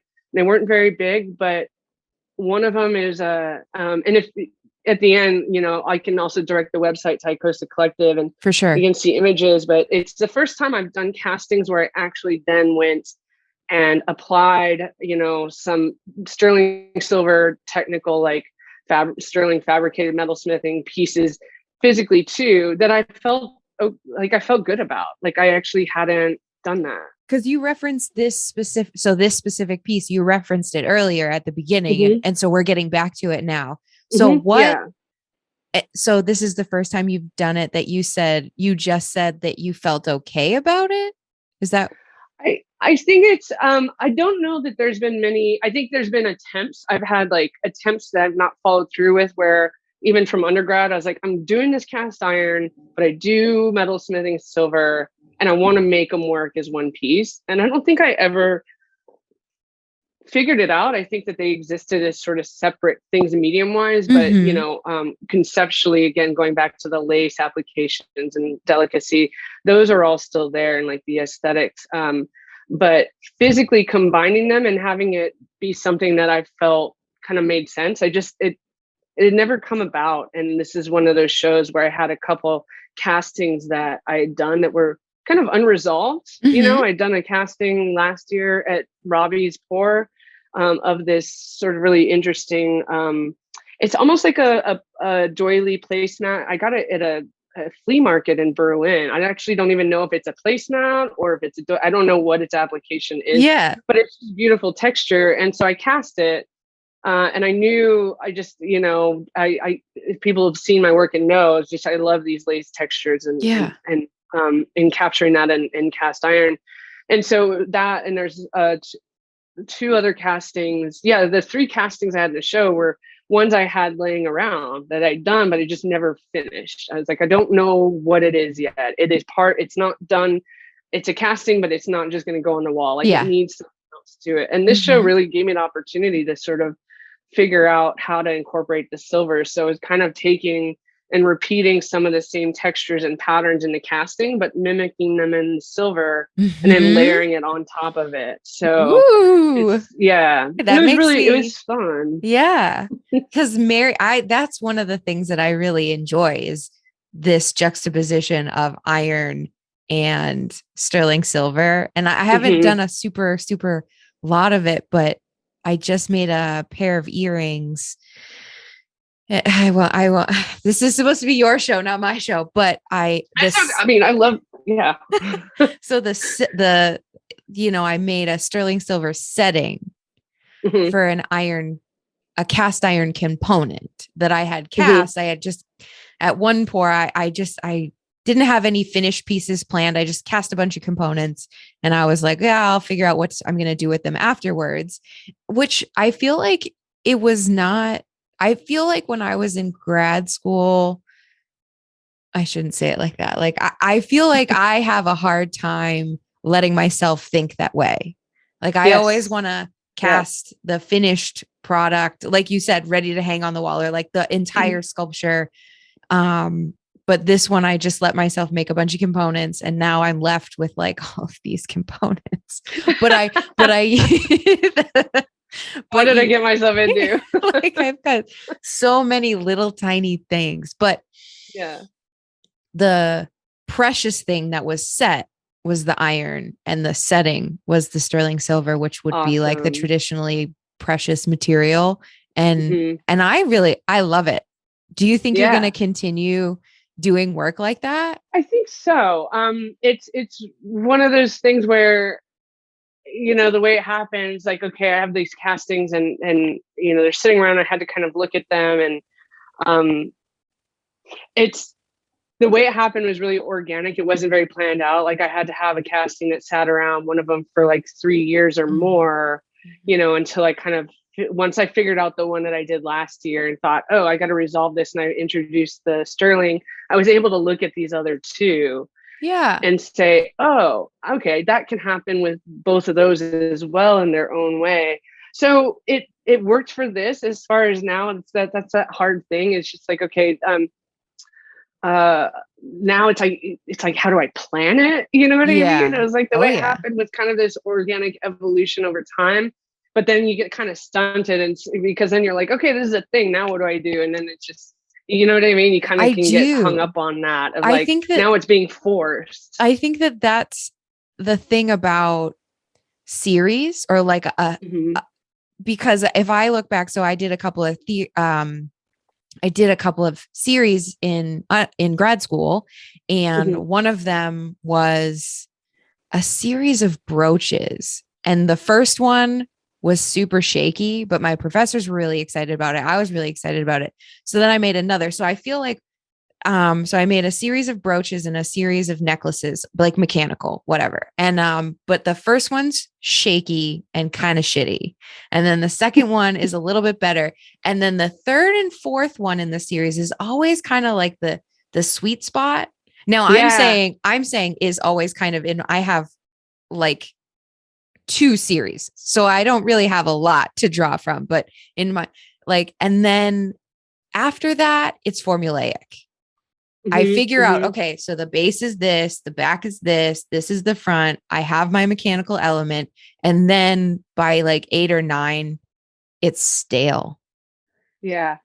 And then you have to move to a new body of work. And so then what I was stuck because I realized like, okay, now they're boring. And now I'm just going to I've gotten too good.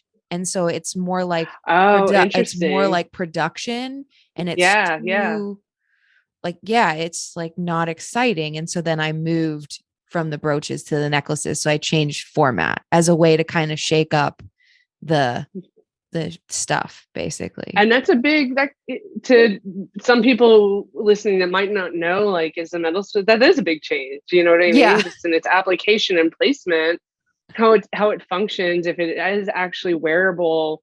There's a lot of different considerations in that. So it's like, I can appreciate that for sure when you're saying it. Yeah. But that I feel like even not in like a wearable realm, if you were even just talking about going from a table sculpture to a wall sculpture or a hanging sculpture, like that same format shakeup could happen, like just changing just one parameter, and yeah.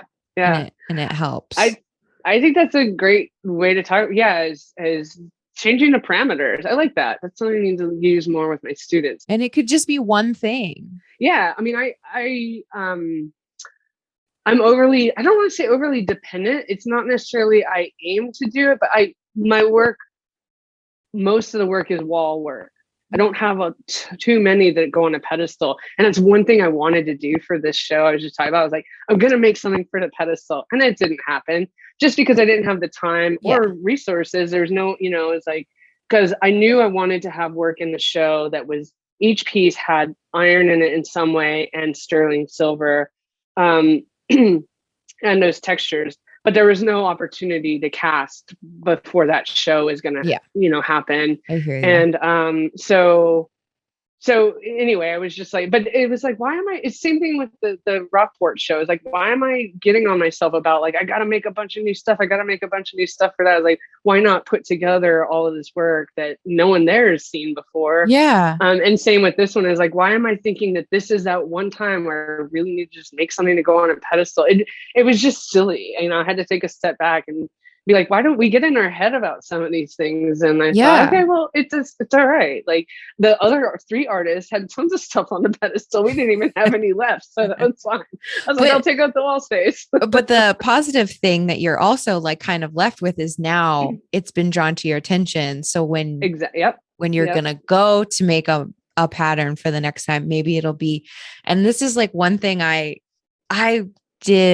tried to make some pieces that were, I don't know, hybrids, not well. So I'm a preparator. So I set up artwork for a living is my day job. And so now more so than ever before, like in grad school or undergrad or like, I didn't really think about, well, I shouldn't even say, I don't want to, like basically what I want to say is I think about how something is going to be installed and displayed more now than I have ever before in my life. And I'll just say that.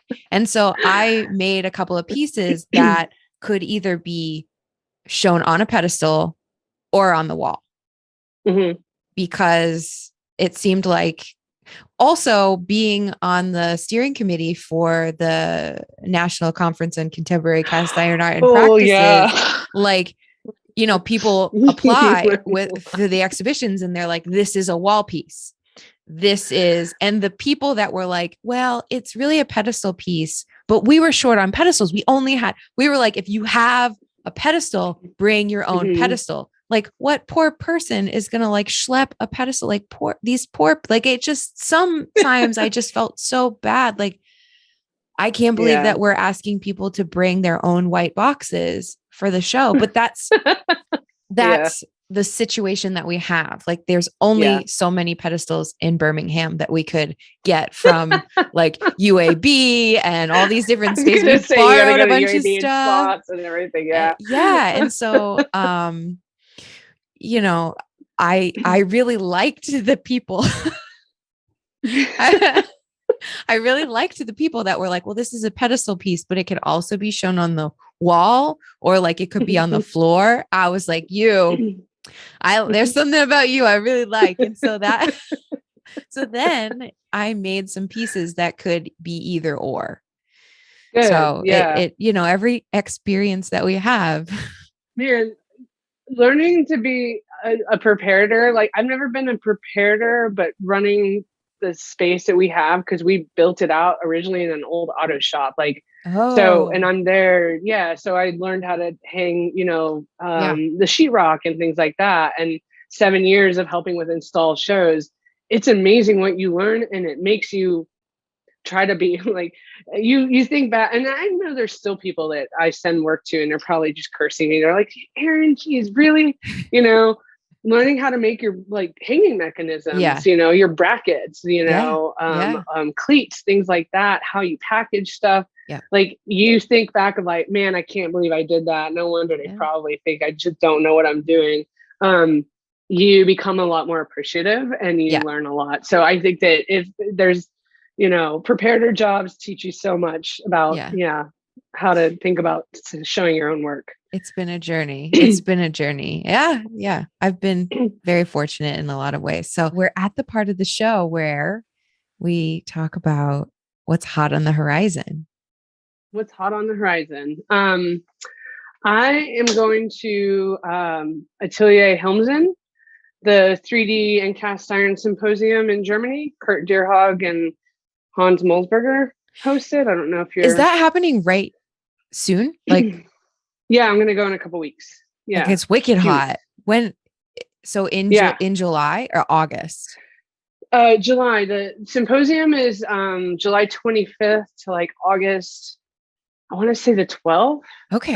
So I'm going there. So it's a Atelier. Yeah. Tell me everything about it, because I've been like, and it's funny because I'm not always on social media because of like partially sometimes.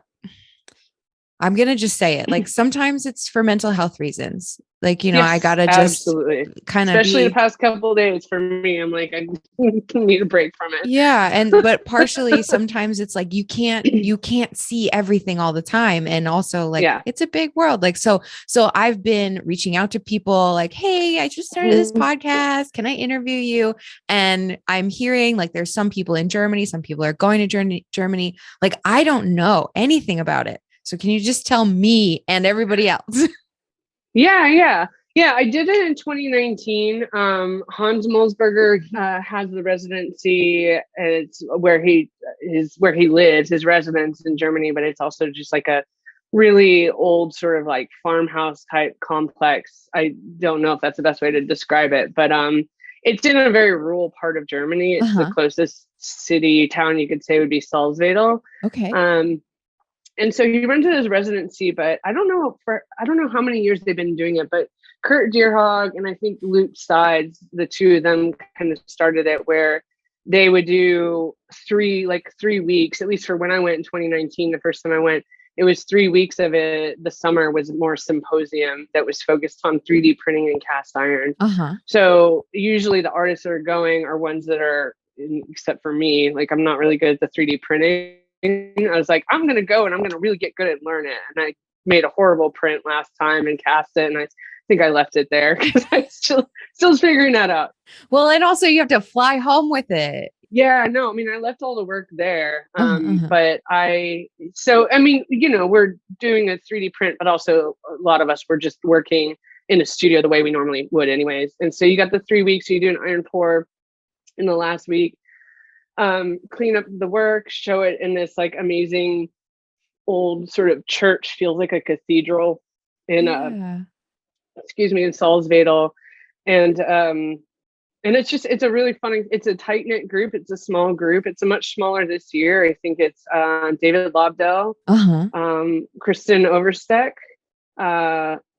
and Tanner from Monteval is going to be there. I'm trying to remember who else. There's some others and I'm blanking on the name. It's okay. Kurt will be there. Yeah. So it'll be a lot of fun. So it's 3 weeks. I did it in 2019 and then I'm going back to do it this year. I'm going to go to the Biennale before go to Venice. I've never been. So I figure and this is a recommendation to anyone, is like, if you're going to go to a conference or if you have the time and resources, I got a grant. I can go on and on about that stuff, but I got funding. It's like, if you're going to go for something like this in Europe and you get the airfare and you have the time, tack on another destination. Like once you get over there, you can take trains and it's easier to get around. So for me, I realized the Biennale was going on. So I was like, I've never seen it. I'm going to go do that. So yeah, I'll do that, go to the residency. And then the other thing is I'm going to do the international in Berlin in September. So I'll be going back. And that was, for me, part of, I got a pandemic relief grant through UT. There were some grants they were giving me. You could write a proposal of like a pandemic relief grant to put toward research that the pandemic, halted our research for a number of reasons. So I applied for that, and I proposed it to go to this residency and also make work at the residency that'll then be showing at one of the shows that coincides with the conference. Awesome. So yeah. So I'm excited. So I've been kind of like getting all the travel arrangements done, just figuring out how you're going to pack. I was like, I did it in 2019. Have you done any of the conferences like international, like No, I in Wales? haven't. Okay. Bucket list. It's on my Yeah, bucket so list. learning to travel when you have to take a safety helmet and safety gear when you're going international, that's always fun. So, and I have to take work with me. So I'm like, the shipping prices are crazy. Anyway, so that's a whole other thing. But that's what's coming up soon. I'm really excited. It's going to be a great year. Great summer, fall. So That's so exciting. That's wicked hot. yeah, Oh, that's yeah. well. So Anyone who hasn't, the symposium is great. If y'all haven't heard of it, look into it for sure. I'm like learning of all these things from all the different guests and then being like, okay, Yeah. bucket list, like do this, do that. Because a lot of people have talked about a residency in Scotland, which I don't know if that's still Scottish sculpture workshop. I've always wanted to do that. And I've just never. I don't even know if it's still running. I'll have to that was a George Beasley thing. Yeah. I don't know that he ran it, but he was very much involved. I could be wrong about that, but yeah, you're right. That's you're right. one that would be cool. Yeah. Okay. So back to what we're, that's what's hot. So that's what's hot. And so we're about to close out the show for the public listeners. But before we do you have any advice? Any advice for anybody and anything in the world? I mean, any advice for anybody ever? No, we got another show. No, like I read the list of prompts and then, kind of listened to the podcast. But I would say for one thing, if we were talking to younger people in the iron casting community, artists, James Wade, I really, really enjoyed listening to him. And he said it better than, basically sums it up, is like material follows concept in a sense. Mm-hmm. And so going back to what I was talking about, and there's going to be different opinions on that. And I can tell that in just conversations. But for me, that's one thing I would say as you go forward. In the beginning, cast a bunch of stuff in iron just because you got to figure out how to make a parted mold and you're going to make a stupid, steak like I did. It's not going to work, but you learn. Yeah. But just kind of consider that, especially when it gets to where the travel and the cost and the time and the money, but also just to make the work more impactful is like, always making that consideration. The other thing I was thinking about is your health and safety. This is good. This is a good thing. Someone told me, and you could correct me. I don't know who it was. It was secondhand. Someone said that Jimbo once gave advice is like, always make sure you have a good mattress and a good pair of boots. Does that sound familiar? Ooh, it does sound familiar. I don't know if I don't know who told me that, but it was, it's one of those things that gets passed down and you don't know how it's evolved and changed over the years. But I thought it was really interesting is like, take care of yourself. Like, back pain, your respiratory. And I know that this isn't the fun advice, but, something to be paying attention to, especially if someone who's like now in the early 40s and like, physically noticing things like, just watch out and take care of yourself. And I think for me, the other thing is like, show up. We're talking about these symposiums and conferences and stuff, and being careful to not like get so caught up. Like, don't work too much like trying to prove yourself. That's one thing about pours and stuff that it's just like, okay, let's just take it down a notch. Let's all chill. Like, Sloss pours were always great when it was just us as the artists, is like playing reggae music. Yeah. No one's yelling at each other. No one's like shouting. You need something done. If you have to raise your voice, it's because it's something important that needs to get across. But I think just, not the I find like that's when things get dangerous. Is like, let's just keep it respectful, chill, good communication on a pour. But showing up. So I guess that was the other thing, is that the process is super fun. I think these conferences, though, they might cost money. If you can get funding through your school, through the city or whatever, they're great to just make sure you show up to opportunities. Because for me, that's how I know about this residency. I mean, I wouldn't have gotten to show or travel the world. That's one thing that this community has given me, is these international conferences. I've been to Wales and England and stuff, and people are like, you're flying to another country to talk about cast iron. I'm like, yeah, I am. but I've got this tribe of people and I'm going to go and I'm going to learn so much there. But that's how I ended up getting connected to teaching jobs. That's how I've gotten a show in different places. So this community is really great. There's this process that brings us together, which is really phenomenal and fun. And we're all pyromaniacs. But the connections I've made professionally, like Yeah. I bring people into shows from the community. Just the technical things that you learn and all the different foundries and pours you go to, it's Yeah. just invaluable. So, and I think that's something from the outside people maybe don't see. They see it as just like this kind of like crazy cast iron, cult thing. But Yeah.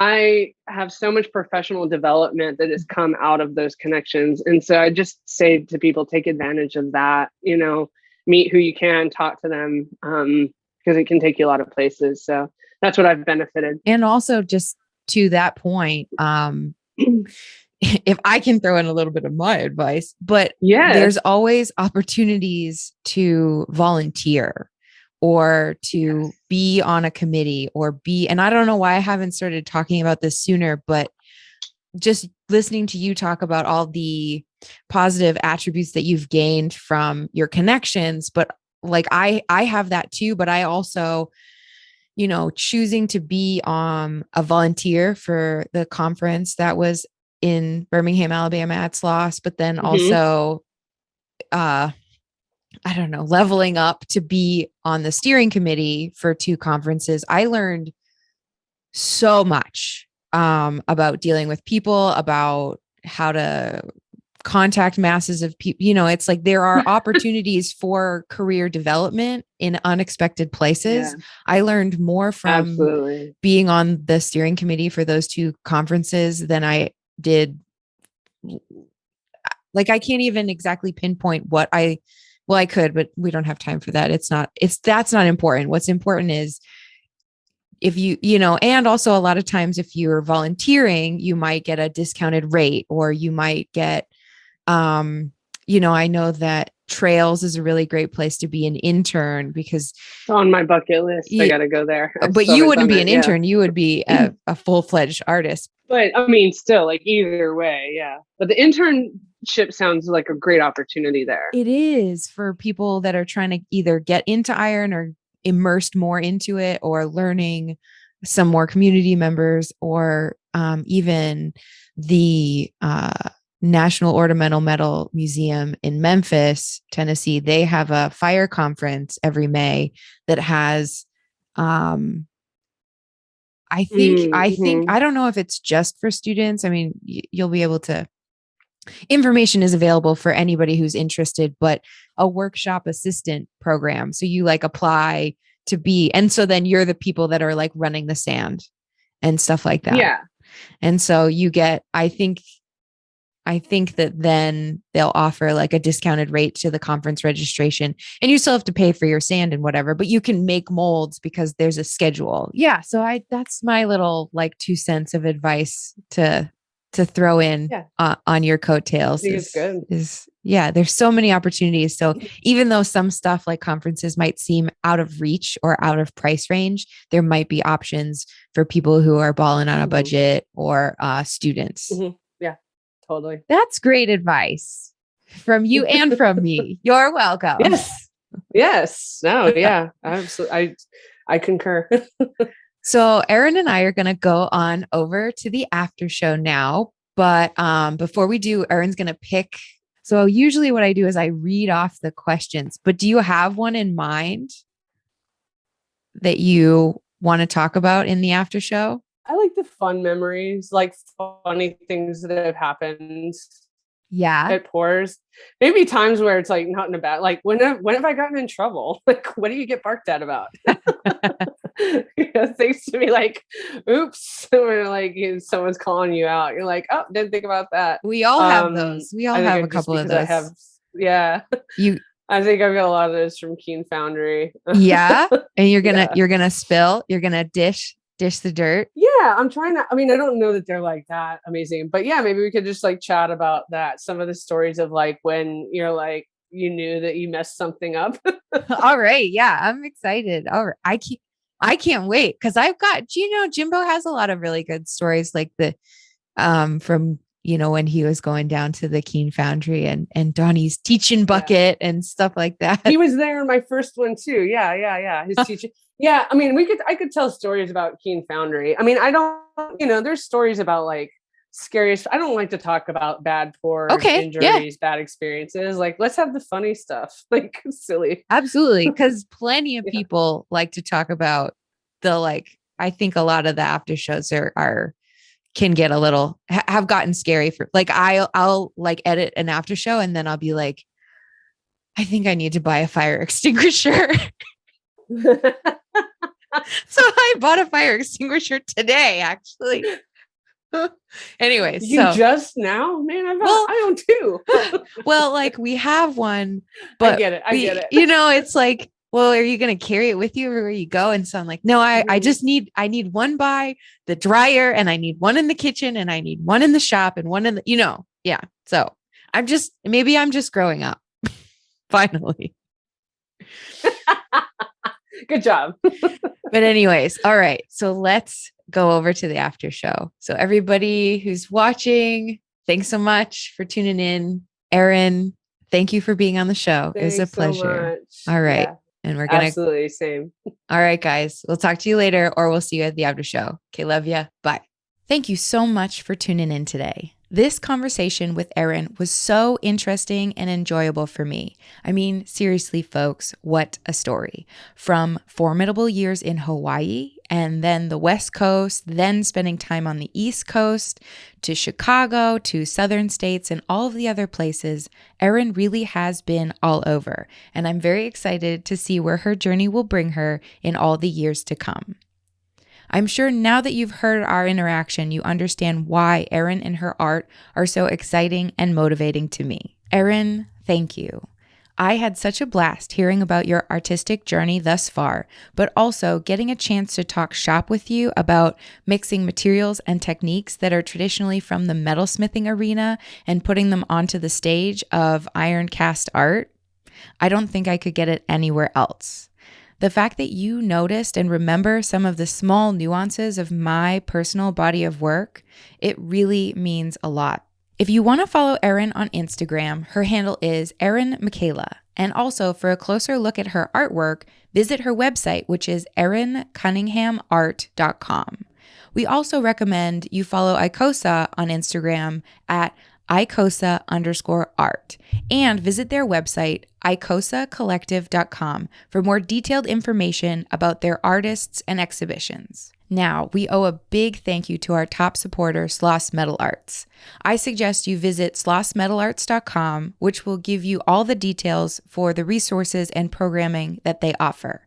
I was just on their events page earlier today, and I noticed that they have a custom cast iron bowl making workshop coming up next month on Friday, August 19th. I know it's still a while away, but this gives you plenty of time to plant the date in your calendar and figure out travel arrangements, especially if you're interested in learning iron casting and joining us in the community. Also, thanks to our other supporters over on Patreon. I hope you guys and gals will enjoy the after show from this episode where Erin and I continue our conversation. For a quick teaser, I end up confessing to her some of my secrets, and she tells tales from the Donnie Keen Foundry days. If you also would like access to the after show from each episode, go to our Patreon page, which is patreon.com/podcastiron. There you can choose a contribution level that fits within your budget. And Patreon supporters at any level get access to the after show from each episode. And this is just an extra 15 to 20 minutes, sometimes more, with the show's guest where we talk a little more candidly and share at least one more story. So for as low as $1 a month, you can support the show and get this extra content. If you don't have it in your budget to support the podcast Iron on Patreon, it's okay. If instead you could share the podcast with someone you think would be interested in listening or watching, I'll appreciate that just as much.